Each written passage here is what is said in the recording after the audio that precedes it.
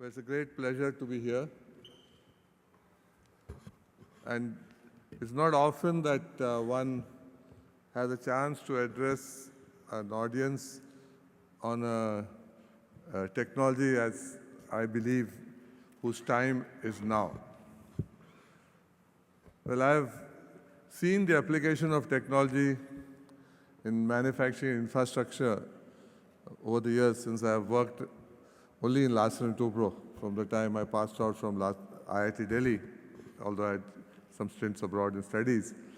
So one of the fascinating aspects of new technology introduction, as I've seen the big way in which we adopted design by analysis way back in the late 60s and 70s when I was young, to the integration of information technology into manufacturing and construction through more, I would say, smart engineering, smart plant engineering. And now this bringing together of engineers in the, I would say, traditional economy or the older economy side with the geospatial, spatial input to make one integrated, comprehensive use of technology, which I think will have a major speed in productivity, accuracy, repeatability, especially in the areas that I'm more familiar with, and that is infrastructure and manufacturing. Of course, as Dr. Naik said, this technology has a very wide application.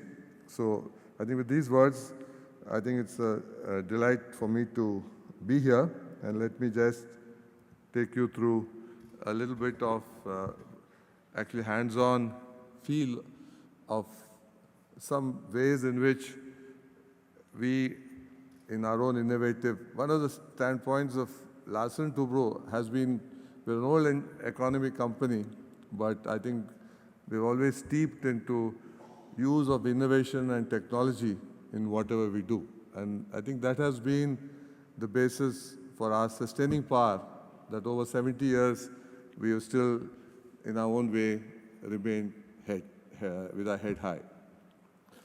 Basically, in the area that applications that we are more familiar with is in infrastructure, in defense and aerospace, precision manufacturing, to some extent in oil and gas. These are the areas in which we as a company have got more or tried to use this technology in a way that breeds more productivity and innovation and speed of execution. I think Kumar talked about the growth rate. I think this is a technology which is still at, I would say, at the very important latent potential period in India. But from the trends that we see, there's going to be a galloping growth rate in its application, because I think both the government and the users and the various professional societies have seen that within certain direction given to data security and other governance aspects, if they are governed but at the same time allowed to be a little more permeable, then this technology has got a very rapid growth. I do believe it will have that role in India also. Some of the applications that we are very excited about, we have in a limited way started using it. Our Bombay monorail project was one which we recently also had an opportunity to use this, especially also in seawoods. But basically, I think the railways, the transportation sector, and the large metros is one area where, I mean, we have, made an entry, although it is still at a fairly early stage of how to use the full power of this fantastic technology. The other important area where there's real on-hand usage. So I think it's only when you work with new technology on the ground, you realize your own limitations of how much of that capacity you are actually using in the early stages. But as Dr. Nayak mentioned, I think this is also an area where this technology will have to also permeate through the educational institutions, to be a formal part of that curriculum. Now it's more trained and developed as people come into industry. So I think, especially when we talk of the digital India and the thing of,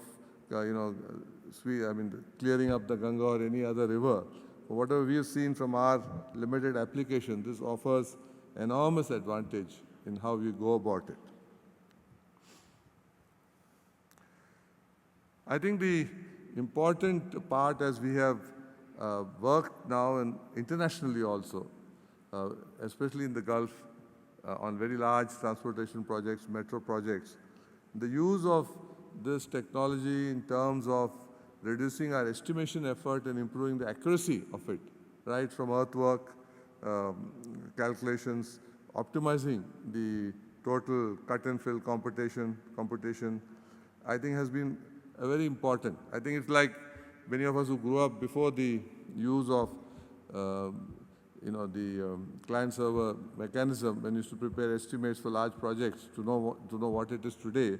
I think this is going to this gives the same benefit in terms of how you quote for multi-million, billion-dollar projects, especially internationally, where you need this type of a thing to be able to face the complexity. As we work on the freight corridors, which are coming up in India through the Japanese JBIC and JICA, I think again this has given us an opportunity here in the Delhi Western freight corridors to really help inform in our own approach to bidding for these first time very large projects.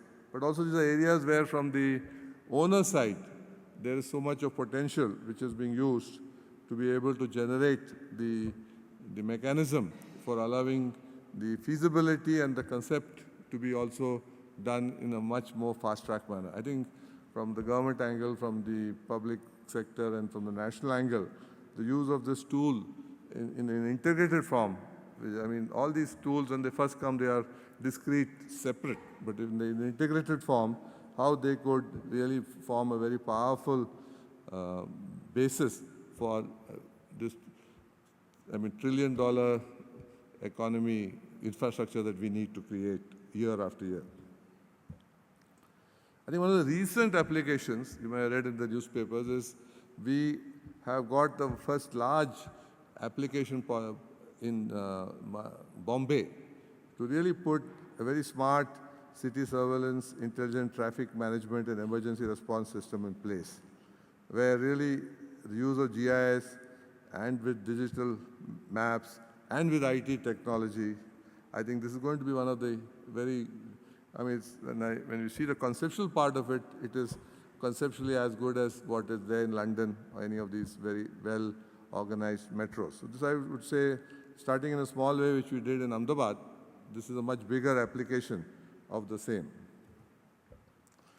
One of the smartest, one of the most exciting opportunities for all of us in this space, and especially for people like us in building infrastructure, is in the real integration of all these technologies for the smart city concept. That is really going to be one of the, I would say, trend changers or game changers in India. And for that to be a game changer, the use of technologies like this are going to be very critical. On the other side, one of the areas that has been growing in India is the solar area. And we as a company have built quite a few large solar plants for owners. We don't own the solar plants. And I think, again, we have used a lot of this technology in terms of the ease of how you plan the bidding and construction for this. Another very important growth area for this technology and for many good companies in India is going to be the defense sector. Till now, it was largely public sector dominated with some amount of private sector play. And I think going forward, the use of cartography and GIS in defense programs, and in our own limited way, we've also participated in some fairly, I would say, milestone programs of the DRDO, which is around the BrahMos missile fire control systems, the air defense, radar, where the air picture display and engagement planning has been done using some amount of this technology, and also the command control complex for proof of concept. So basically, I think one of the very fascinating areas of use of integrations of the geographical spatial technology into the engineering and into the total gamut of an integrated system is going to be very exciting in the defense area, especially around some of the areas in which you are actually going to have a big Build India program.